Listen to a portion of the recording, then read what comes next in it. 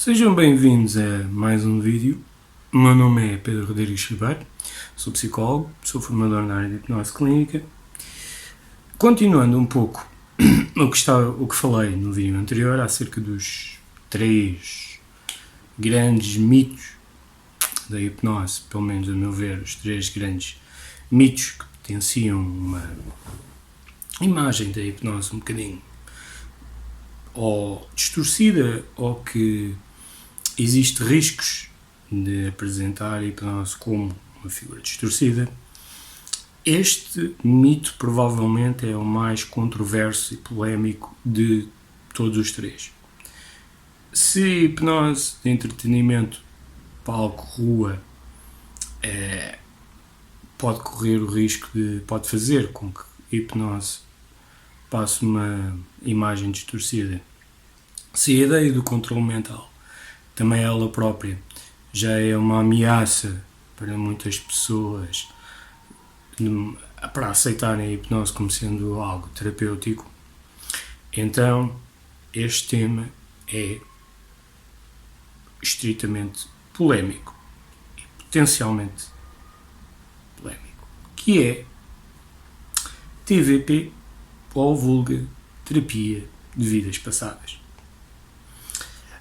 Antes de falar um pouco sobre TVP e o que é isso e regressões, gostaria só de começar a minha ideia com esta reflexão. Hipnose, por natureza, é uma técnica de influência, de sugestão e de alteração de percepções. Através do uso da imaginação é possível alterar as percepções de ideias, percepções de emoções, percepções de comportamentos, como sensações. Ou seja, utilizando linguagem hipnótica, utilizando sugestão, utilizando a relação e o envolvimento na relação, utilizando a imaginação da pessoa, é possível criar algo alternativo, pelo menos na mente da pessoa. O que significa que, ao estarmos a criar, estamos de alguma forma a implantar algo lá dentro. À partida, essa implementação de ideias, de emoções, de comportamentos, é de alguma forma benéfica para a pessoa, para o tratamento, para o processo, para a terapia da pessoa, de modo a que ela consiga ultrapassar as barreiras aos quais ela necessitou de ajuda. Portanto, à partida será algo benéfico para a pessoa. Partindo do princípio que a pessoa, o técnico, o terapeuta, que domina a técnica de hipnose, é alguém com uma ética e uma deontologia irrepreensíveis. Porque a verdade é que, enquanto terapeutas, enquanto profissionais, em parte do nosso trabalho pode ser ou pode ocorrer o risco de implementar algo que não existe, que à partida pode ser benéfico para a pessoa, mas também pode ser prejudicial. E isto é aquilo que na literatura chama das falsas memórias. Porque, ao contrário daquilo que as pessoas pensam, a memória é um processo de construção e de reconstrução. As memórias não são algo rijas, não são algo tácitas, são apenas construções de momentos que nós consideramos como significativos, e que de alguma forma agarraram a nossa atenção e que mexeram com as nossas emoções, com os nossos sentidos, com as nossas relações, e por isso nós recordamos delas.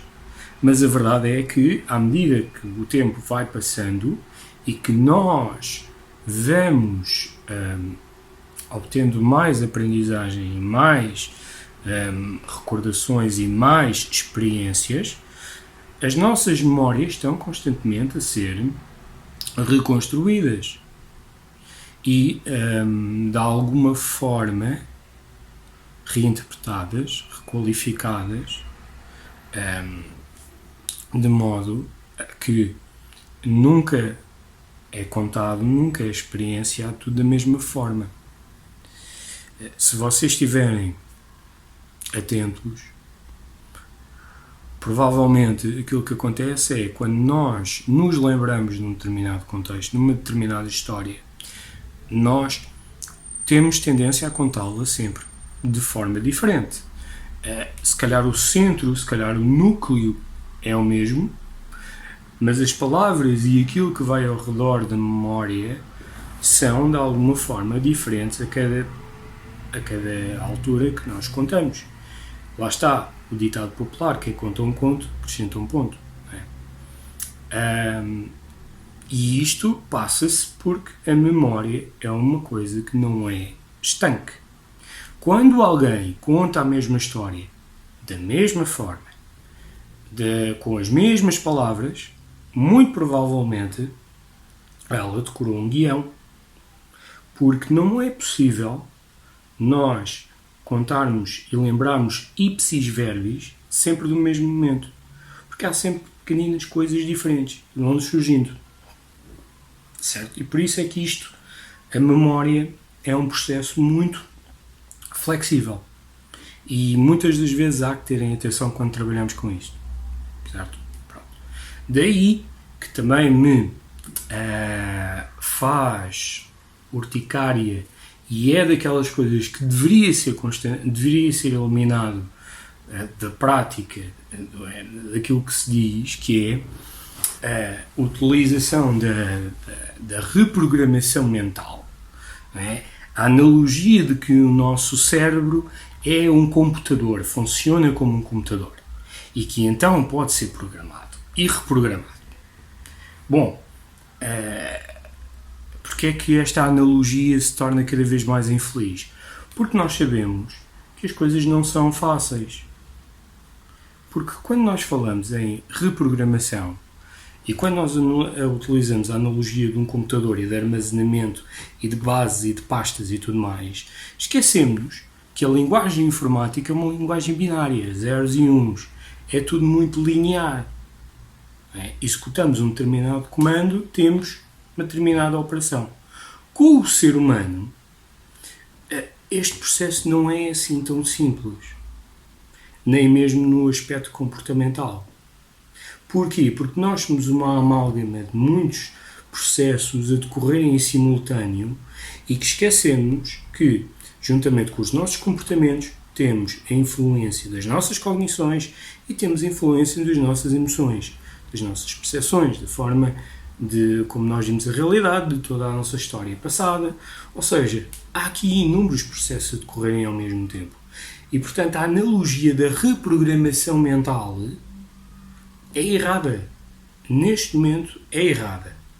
Porque pode ser uma fórmula muito simples de ensinar algo, especialmente a alguém que não tem formação no campo da saúde mental, mas que, quando é reproduzida em outros contextos, acaba por passar uma ideia errónea daquilo que é a alteração dos processos psicológicos, porque não é assim tão tácito.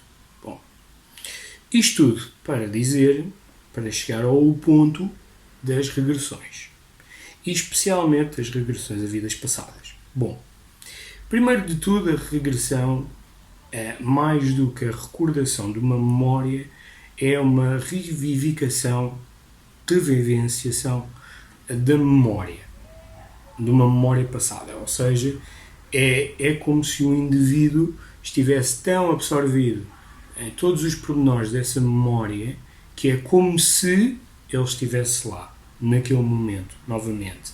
Pelo menos uma parte do indivíduo.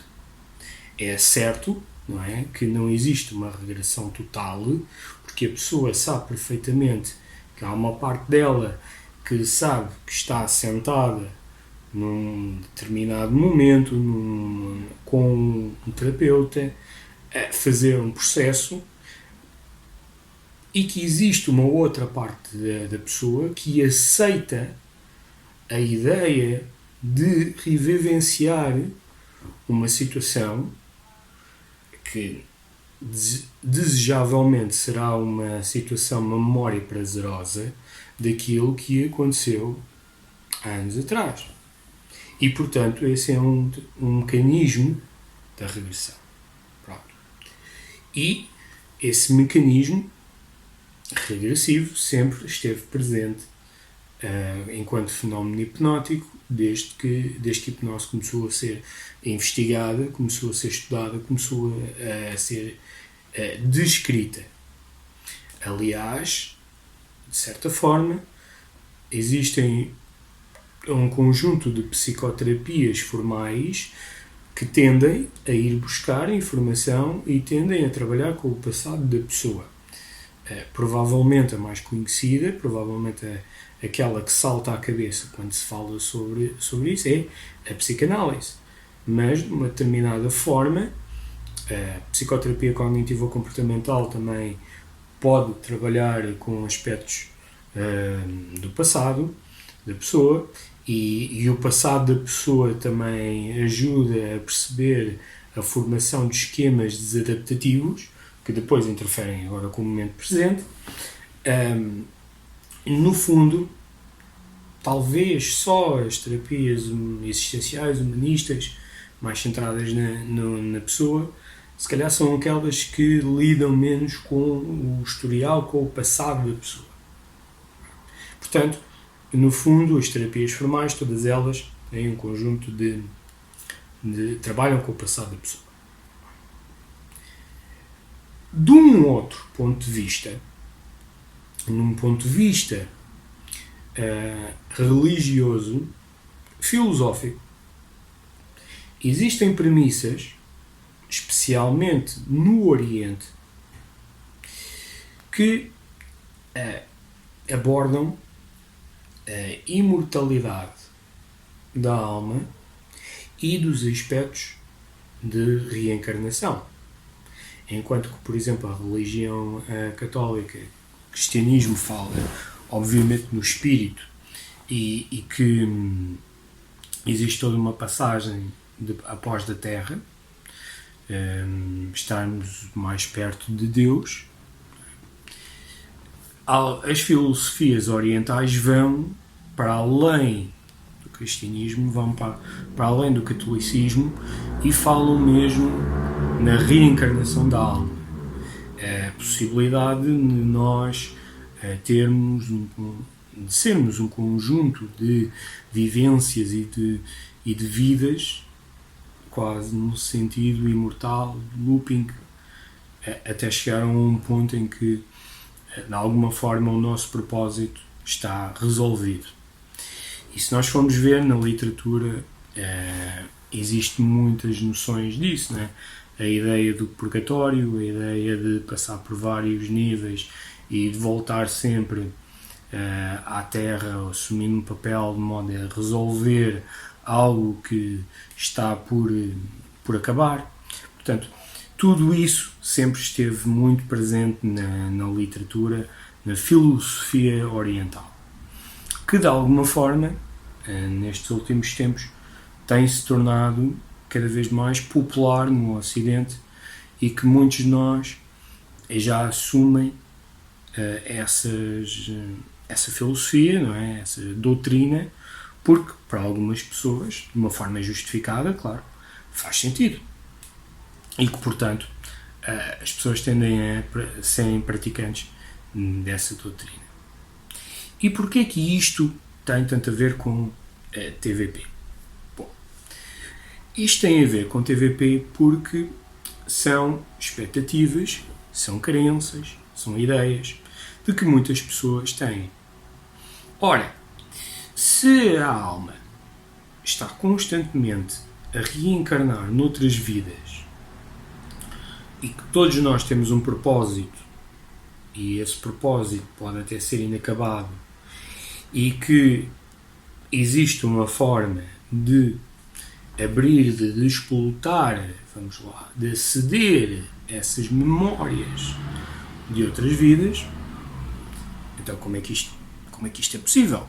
Bom, é possível de várias formas, com o auxílio de substâncias alucinogénicas, com o auxílio de rituais, com o auxílio, por exemplo, do xamanismo, com o auxílio de guias espirituais, de variedíssimas formas. A dada altura, hipnose tornou-se um meio, ou hipnose foi utilizada como um meio para tentar aceder a essas múltiplas vidas. Agora, isto é real? Ninguém sabe. Eu não posso dizer taxativamente que terapia de regressão a vidas passadas é um embuste, é uma falsidade. Não existe. Não crê, não.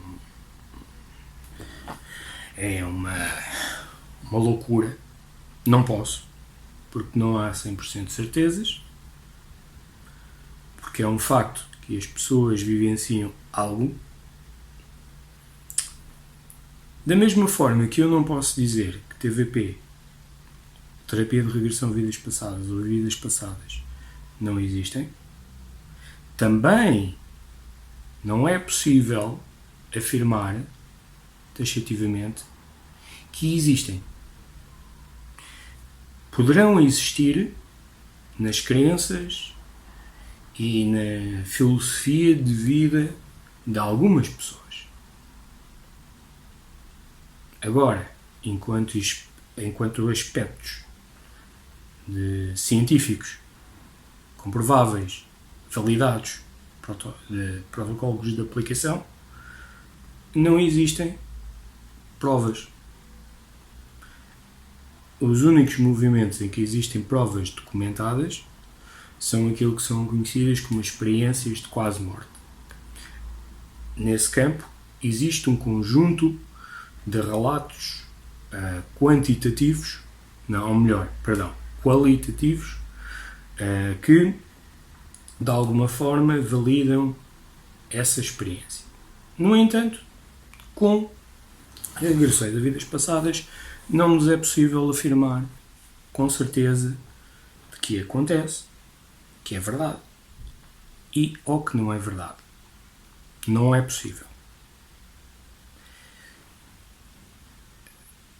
Hipnose de regressão a vidas passadas tornou-se muito popular, especialmente pelos trabalhos de um senhor psiquiatra, o Sr. Brian Weiss, que a dada altura, segundo o que ele diz, era um cético, mas que teve um caso, um caso popular de Catherine, e que a partir daí ele mudou de ideias e que depois disso foi um grande, se não um dos maiores apologistas ocidentais de utilização de regressões a vidas passadas. Curiosamente, tanto quanto eu saiba, e por favor peço aos grandes apoiantes da terapia de regressões a vidas passadas que me corrijam se eu estiver errado, mas tanto quanto eu saiba, esse caso, que tornou-se muito popular, porque foi o primeiro livro do Sr. Brian Weiss, que é Muitas Vidas, Muitos Mestres, essa paciente, conhecida no livro como Catherine, nunca veio a público, nem mesmo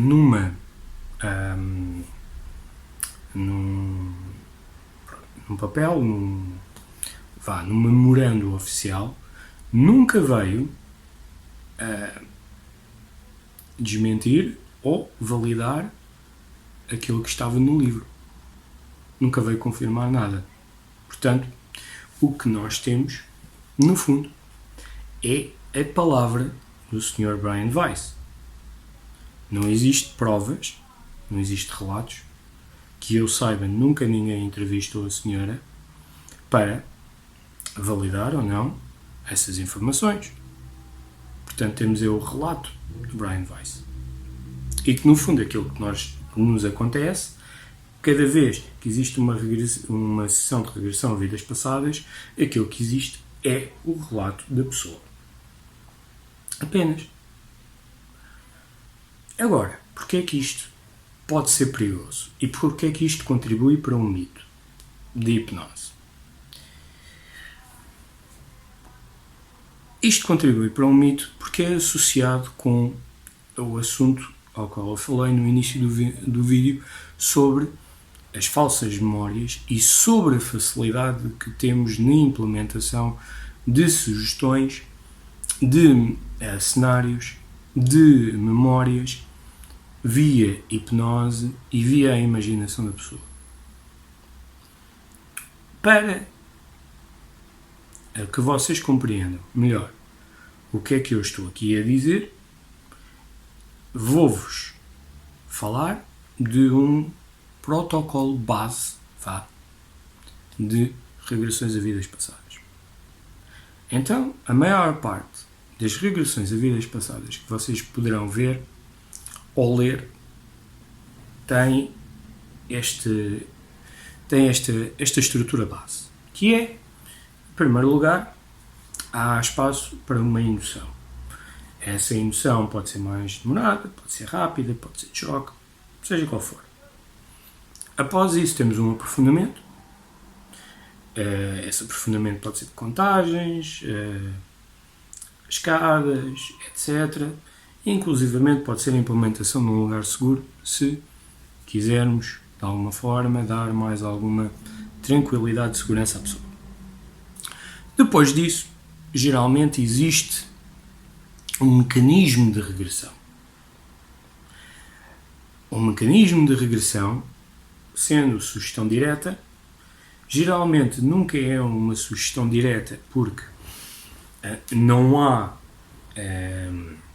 datas específicas, a não ser que o terapeuta sugira diretamente para a pessoa ir ou recordar-se de uma outra vida.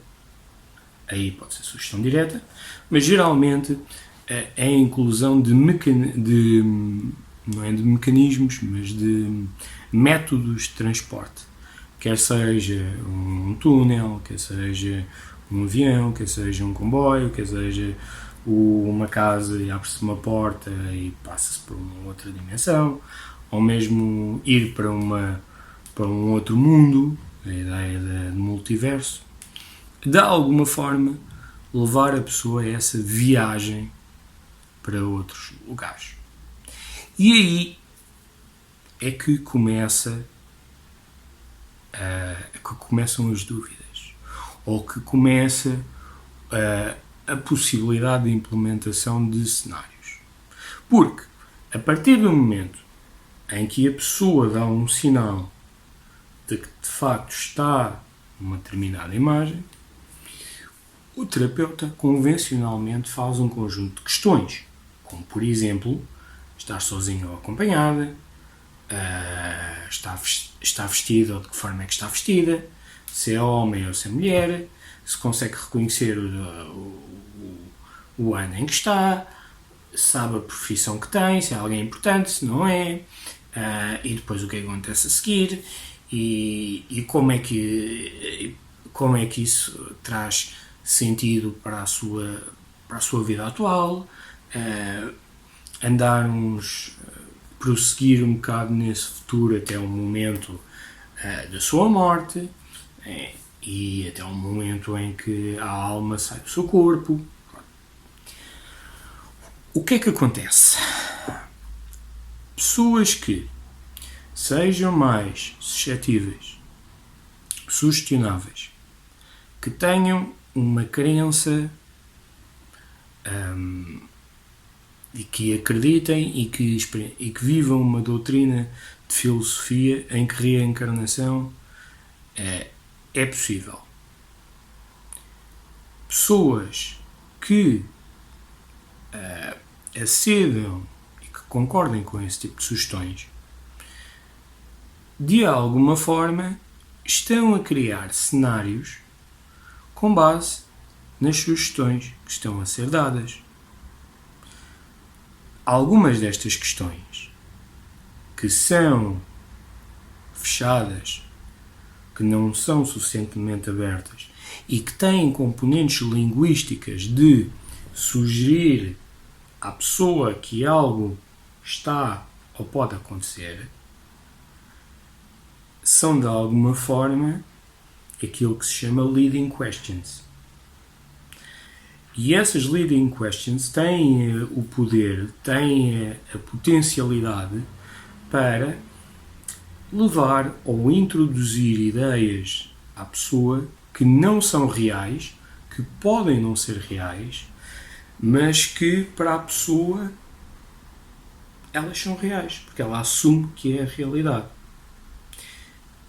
Não é necessário a pessoa estar sobre hipnose para se deixar guiar por essas questões, por essas sugestões, por essas perguntas. Todos nós temos a capacidade de nos deixar guiar por elas vários momentos no nosso dia, na nossa vida. Os interrogatórios policiais mal feitos têm muito disso.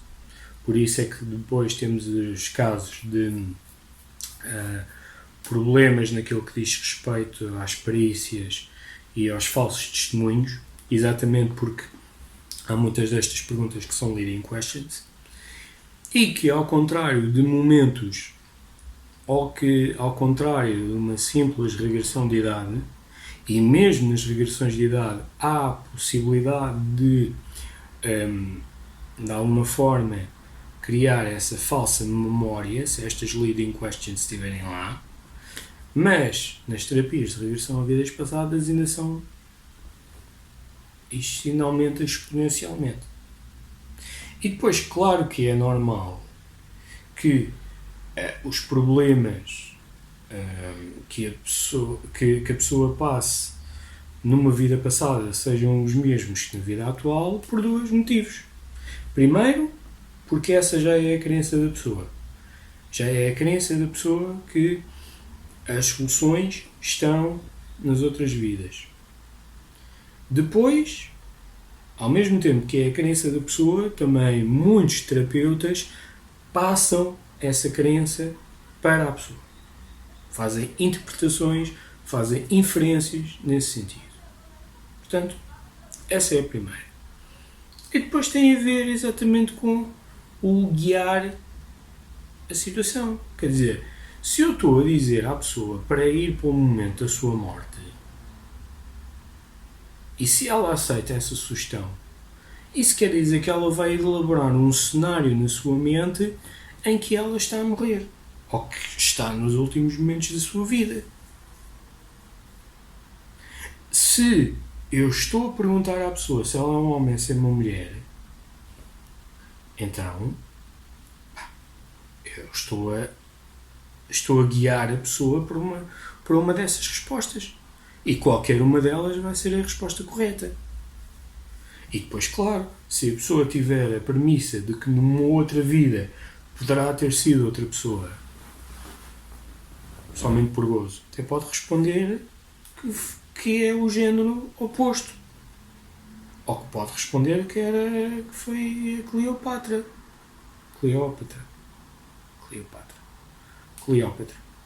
Ou que foi Júlio César. Ou que estava na Roma Antiga. Ou que estava na Babilónia. Ou que vivia no Antigo Egito. Porque para além de, obviamente, serem lugares de grande fascínio, ser um imperador romano, ser um faraó egípcio, quer dizer, dê-me uma vida dessas. Tirando, obviamente, os momentos menos bons, talvez de facadinha nas costas, etc. Mas pronto, vocês estão a perceber. Desculpem a minha ironia, mas a verdade é que estes processos tendem a ser guiados. Eu não estou aqui a tentar desrespeitar as pessoas que acreditam e que têm essas crenças. Não estou. Eu respeito as pessoas que acreditam na reencarnação da alma e que vivem a sua vida consoante as indicações budistas,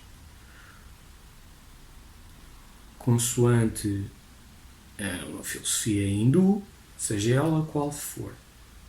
Se escolherem acreditar nessas doutrinas, têm todo o direito.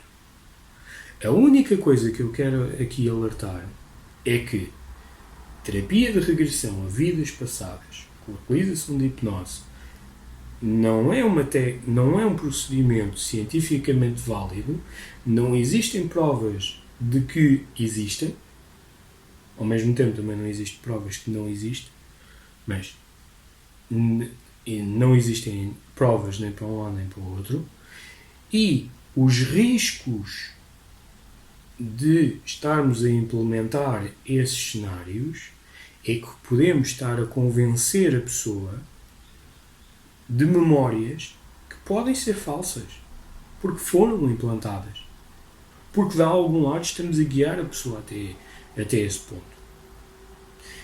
Nesse sentido, hipnose de regressão a vidas passadas é tão válido, ou melhor, tem tanta gravidade como as falsas denúncias de abusos, as falsas implementações, todas essas questões. E, ao mesmo tempo, corre-se o risco de colocar a hipnose num campo, afastar a hipnose do campo científico e colocá-la num ponto de esoterismo, que não é de todo o campo da hipnose. E esse é o risco. Para as pessoas que praticam terapia de regressão a vidas passadas, e há dois grupos de pessoas que praticam.